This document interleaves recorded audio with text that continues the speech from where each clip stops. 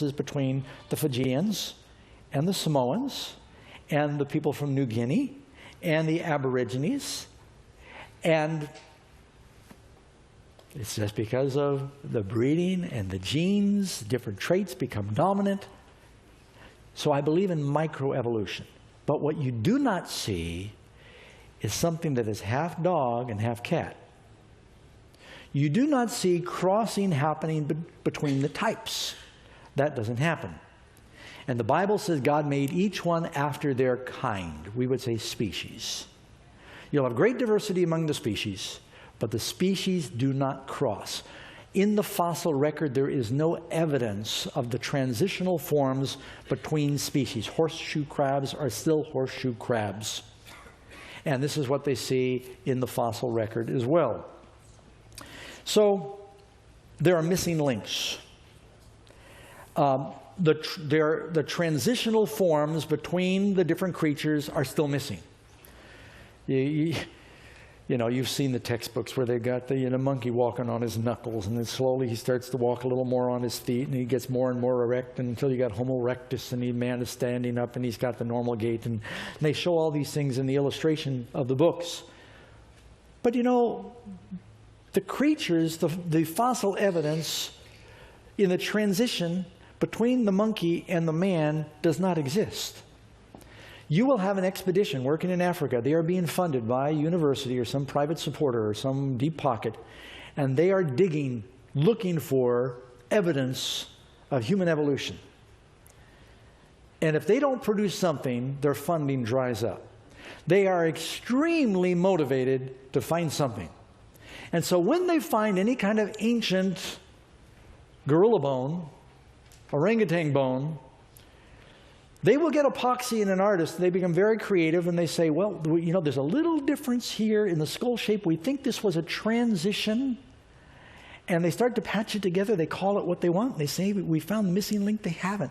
We have complete skeletons of dinosaurs within a certain species.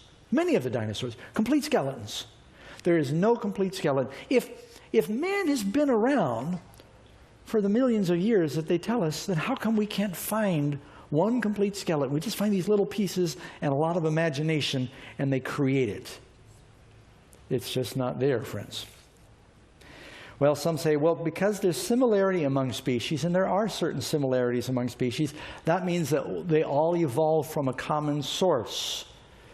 Now, I've just put a picture up here on the screen. You've got a Corvette, you've got a Ford 350 truck, and you've got a Yamaha motorcycle. They all were made at different factories. Do they have certain things in common?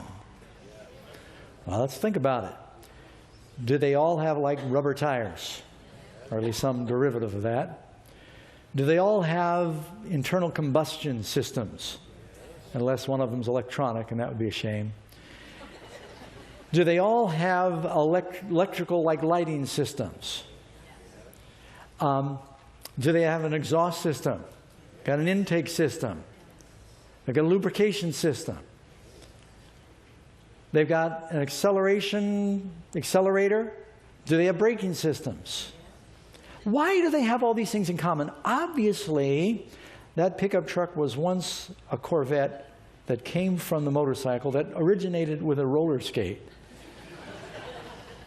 No, the reason they share so many things in common is because they all operate in the same environment. They all operate under certain laws, and so they share a lot of things in common. They're going to need the taillights to say when they're braking. They're going to need the headlights so they can drive at night. Why do you find similarities between people and monkeys and dogs and cats? There are certain things they have in common, no question about that. Because they were made by the same God.